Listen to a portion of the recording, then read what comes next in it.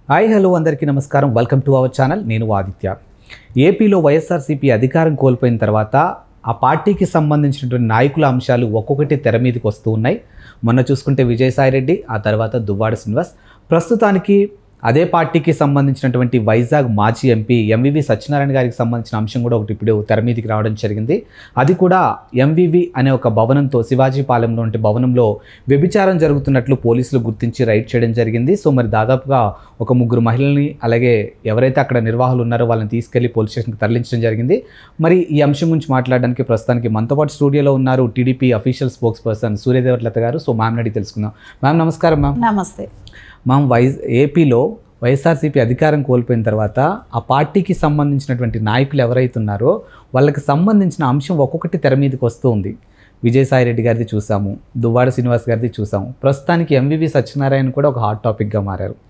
ఆయనకు సంబంధించిన భవనంలో వ్యభిచారం జరుగుతున్నట్లు పోలీసులు రైడ్ చేయడం జరిగింది.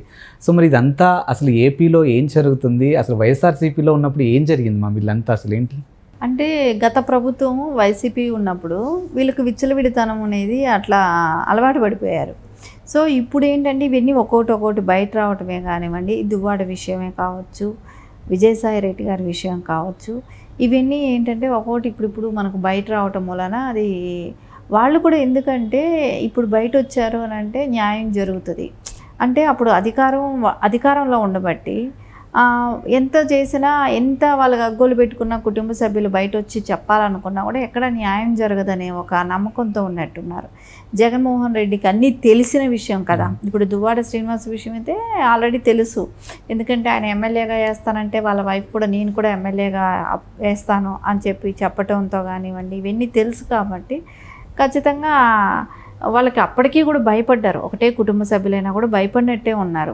భయపడి ఈరోజు న్యాయం జరుగుతుందని బయట రావటం జరిగింది. ఇంకోటి ఏంటంటే ఇప్పుడు మీరు చెప్పినట్టు ఎంవివి సత్యనారాయణ గారు మాజీ ఎంపీగా ఉన్న అతను అంటే ఇప్పుడు అనుకుంటారు అందరూ కక్ష సాధింపు చర్యలతో ఇప్పుడు ఇవన్నీ బయట లాగుతున్నారని. కాదు కదా. అప్పుడు 400 మంది సిబ్బంది 80 బృందాలుగా విడిపోయి ఎవరికి వాళ్ళు స్వచ్ఛంద, అంటే అక్కడ రైడ్లు జరిగినప్పుడు దొరికిన విషయం ఇది. సో అన్నిటి మీద జరిగాయి కదా. అన్నిటి మీద జరిగినప్పుడు ఇది ఒకటి దొరికింది, ఎంవివి గారిది ఒకటి దొరకటం జరిగింది. సరే, అక్కడ డ్రగ్స్ ఇది అంటే గంజాయి 10.5 కిలోలు గంజాయి దొరకటం జరిగింది. ఇవన్నీ కూడా అంటే గతంలో వాళ్ళు అక్కడ ప్రోత్సహించినట్టే కనపడుతుంది కదా. గతంలో వాళ్ళు అక్కడ బిజినెస్లు చేసినట్టున్నారు. ఈ గంజాయిలే కానివ్వండి, డ్రగ్సే కానీ, మాదక ద్రవ్యాలు. అంటే ఇప్పుడు అపోజిషన్ పార్టీ ఉంది, రేపొద్దున మనం దొరికిపోతే ఎలా ఉంటుందనే భయం కూడా వాళ్ళకి లేకుండా, అంటే ఇప్పుడు ఈ మాత్రం మొత్తంలో అయినా దొరికిందంటే గతంలో వాళ్ళు ఇంకెంత భారీ ఎత్తుగా చేసి ఉంటారో, అక్కడ అందరికీ ఎంత ఇబ్బందికరంగా కల్పించుంటారో. అంటే ప్రజలు కూడా ఎప్పుడు బయట చెప్పుకోలేనంత జుహుత్సకరంగా కూడా ఆ చుట్టుపక్కల ఏరియాలు కానివ్వండి, అవన్నీ కూడా వాతావరణాన్ని కలుషితం చేయటం కానివ్వండి. ఎందుకంటే మనం చూసాం, అంబటి రాంబాబు గారి విషయం తీసుకున్నా, గోరింట్ల మాధవ్ గారి విషయం తీసుకున్నా, వీళ్ళందరినీ కూడా ఏ రకంగా వాళ్ళు మాట్లాడిన మాటలు అధికారంలో ఉన్నప్పుడు. సో వాళ్ళకి విచ్చలవిడితనం, భయపడే పని లేదు. సో ఏదైనా మేము చేస్తాం, ఏమైనా చేస్తాం, మన ఒక మన నోటికి ఏది వస్తే అది మాట్లాడినా కూడా ఎవరు పట్టించుకోకూడదు, మమ్మల్ని ఎవరు ఏమీ అనకూడదు అనే ఒక ధోరణితో ఉన్నారు కాబట్టి సో ఈరోజు అన్నీ బయట వస్తున్నాయి. ఒక్కొక్కటి అన్ని విషయాలు, వీళ్ళ విషయాలన్నిటి కూడా, అంటే వీళ్ళు ఎలాంటి దందాలు చేశారు, ఇంకా గనులు దోచుకోవటము, డ్రగ్స్ విషయాలు, ఇట్లాంటివన్నీ కూడా పోయింది. ఆఖరికి అమ్మాయిల విషయాలకు కూడా వచ్చారు. అది కూడా కాకుండా గతంలోనే కూడా 30,000 మంది మహిళలు మిస్సింగ్ అని కూడా దాని గురించి ఇప్పటి వరకు, అంటే జగన్మోహన్ రెడ్డి 5 సంవత్సరాలుగా పల్లెత్తి మాట కూడా మాట్లాడకుండా ఆ కేసులన్నీ ఏమైనాయి. సో వాళ్ళు ఎవరు, ఇవన్నీ కూడా గత ప్రభుత్వం పవన్ కళ్యాణ్ గారు కూడా చెప్పటం జరిగింది. సో అంటే వీళ్ళు తరలించటం కూడా చేశారు ఆ మహిళల్ని అనేది మనకి ఇక్కడ ఇంకొక డౌట్ కూడా వస్తుంది. ఎందుకంటే మనం అంటే నాయకులే ఇలాంటి బిహేవియర్ చేస్తున్నారు కదా. ఇప్పుడు ఏదో చిన్న వాళ్ళు చేస్తే వేరే విషయం, ఇక్కడ ఒక ఎంపీలు, ఎమ్మెల్యేలు, ఎమ్మెల్సీలు, మినిస్టర్స్, సో అందరికీ ఇలాంటి వ్యాపారాలేనా, ఇలాంటి విషయాల్లో ఉంటామా? సో వీళ్ళు ఏ మెసేజ్ ఇద్దాం అనుకున్నారు? సో కరెక్ట్గా వీళ్ళందరూ ఇలా చేస్తుంటే జగన్మోహన్ రెడ్డి వీళ్ళకి అండదండలా. ఇలాంటి వాళ్ళని కంట్రోల్ చేయకుండా ప్రోత్సహించడమే కానివ్వండి, ఇలాంటి వాళ్ళకి మినిస్టర్స్ ఇవ్వటం కానివ్వండి, వాళ్ళకి సీట్లు ఇవ్వటం కానివ్వండి, ఇవన్నీ చేస్తూ వచ్చింది జగన్మోహన్ రెడ్డే కదా. ఖచ్చితంగా ఈ రోజున ఇవన్నీ ఒక్కోటి అన్నీ బయట వచ్చే అవకాశం ఉంది. అండ్ ఇప్పుడు ఏదైతే విజయసాయి రెడ్డి గారి మ్యాటర్ అప్పుడు కూడా జగన్మోహన్ రెడ్డి గారు నోరు మెదపలేదు. దువ్వాడ శ్రీనివాస్కి సంబంధించిన ఎపిసోడ్ నడుస్తుంటే కూడా ఆ పార్టీ అధ్యక్షులు అప్పుడు మాట్లాడలేదు. ఇప్పుడు ఎంవివి గారికి సంబంధించినటువంటి ఒక భవనంలో జరుగుతున్నటువంటి వ్యభిచారం టాపిక్ వస్తున్నా కూడా ఇప్పుడు కూడా మాట్లాడతారా లేదా అని ఒక సందిగ్ధంలో ఉన్నారు.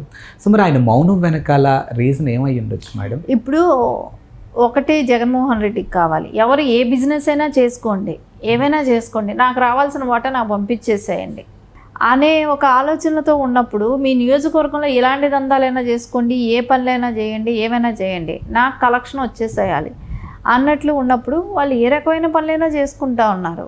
సో దాన్ని ఏ రోజు ఖండించిన వ్యక్తి కాదు కదా జగన్మోహన్ రెడ్డి. సో ఇప్పుడు నాయకుడు పర్మిషన్ ఇస్తే కాదు లైసెన్స్ ఇచ్చినట్టు వాళ్ళకి, ఎగ్జాక్ట్లీ లైసెన్స్ ఇచ్చినట్టు వాళ్ళ పనులు వాళ్ళు ఇలాంటివే చేసుకుంటూ పోయారు. సో దాన్ని ఎవరు కంట్రోల్ చేయలేరు కదా. సో ఇప్పుడు ఏంటంటే అధికారం మార్పు వచ్చింది, సో అధికారం మారింది, సో అన్ని చోట్ల స్ట్రిక్ట్ చేస్తుంటే ఇక్కడ ఇట్లా బయటపడుతున్నాయి. సో దీనిలో కుమ్మక్కైంది మెయిన్ క్యాండిడేట్లు ఎవరు ఉంటున్నారు, ఇట్లాంటి వ్యాపారాలు చేసేదైనా ఇట్లాంటి పనులన్నీ చేసేది ఎవరు ఉంటున్నారు, వైసీపీ నాయకులు, అది కూడా ఎమ్మెల్యేలు ఎంపీలుగా చేసిన వాళ్ళు. సో ఇలాంటి పెద్ద పెద్ద వాళ్ళు వస్తున్నారు కదా. ఇప్పుడు కార్యకర్తలు ఇలాంటివి దొరికారంటే ఓకే ఏదో అనుకోవచ్చు, కానీ వీళ్ళు పెద్ద నాయకులే ఇలా ఉన్నారంటే ఇంకా కింద స్థాయి వాళ్ళు ఎలా ఉంటారు? సో ఏంటంటే వీళ్ళు ఒక రోల్ మోడల్. ఇప్పుడు జగన్మోహన్ రెడ్డికి నా వాటా నాకు కావాలి, మీరు ఏ పనులైనా చేయండి అన్నట్టు. సో అదే ఆయన పంపిస్తున్నాం కాబట్టి ఆయన మనల్ని ఏం అడుగుతాడు, ఆయన అడిగే అవకాశం లేదు అన్నప్పుడు వాళ్ళు ఖచ్చితంగా అలాంటివే చేస్తారు కదా. సో ఖచ్చితంగా దీని వెనకాల అంతా జగన్మోహన్ రెడ్డి ప్రోత్సాహం ఉన్నట్టే కనపడుతుంది, లేకుంటే భయపడతారు ఎవరైనా.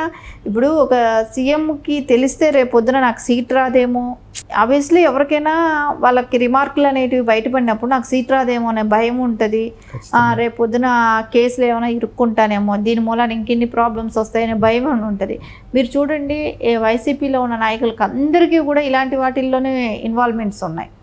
గంజాయిలు, డ్రగ్స్లు, ఈ మహిళలు ఇట్లాంటి కేసుల్లో మొత్తం అందరికీ అట్లాంటివి ఎక్కువ మందికి అలాంటివి కనపడుతున్నప్పుడు ఇంకా శ్రీగంధపు చెక్కలే కానివ్వండి, బిజినెస్లు ఇట్లాంటివి అంత అక్రమ సంపాదనలు, అక్రమమైన పనులు చేయటంలోనే ఉన్నప్పుడు, సో ఇప్పుడు వాళ్ళు ఒక లీడర్కి వాళ్ళ అధినాయకుడికి భయపడాలని అనుకున్నప్పుడు భయపడరు కదా. వాళ్ళకి కావాల్సింది ఏంటి, మనీ పంపించేస్తున్నాను, సో నేను ఎందుకు భయపడాలని అనుకుంటారు. సో ఆ లెక్కగా చూస్తే జగన్మోహన్ రెడ్డికి తెలిసే జరుగుతున్నట్టే కనపడుతుంది. గంజాయిలు, డ్రగ్స్లు, ఈ మహిళలు ఇట్లాంటి కేసుల్లో మొత్తం అందరికీ అట్లాంటివి ఎక్కువ మందికి అలాంటివి కనపడుతున్నప్పుడు ఇంకా శ్రీగంధపు చెక్కలే కానివ్వండి, బిజినెస్లు ఇట్లాంటివి అంత అక్రమ సంపాదనలు, అక్రమమైన పనులు చేయటంలోనే ఉన్నప్పుడు, సో ఇప్పుడు వాళ్ళు ఒక లీడర్కి వాళ్ళ అధినాయకుడికి భయపడాలని అనుకున్నప్పుడు భయపడరు కదా. వాళ్ళకి కావాల్సింది ఏంటి, మనీ పంపించేస్తున్నాను, సో నేను ఎందుకు భయపడాలని అనుకుంటారు. సో ఆ లెక్కగా చూస్తే జగన్మోహన్ రెడ్డికి తెలిసే జరుగుతున్నట్టే కనపడుతుంది మనకి ఇక్కడ అన్నీ. Thank you ma'am.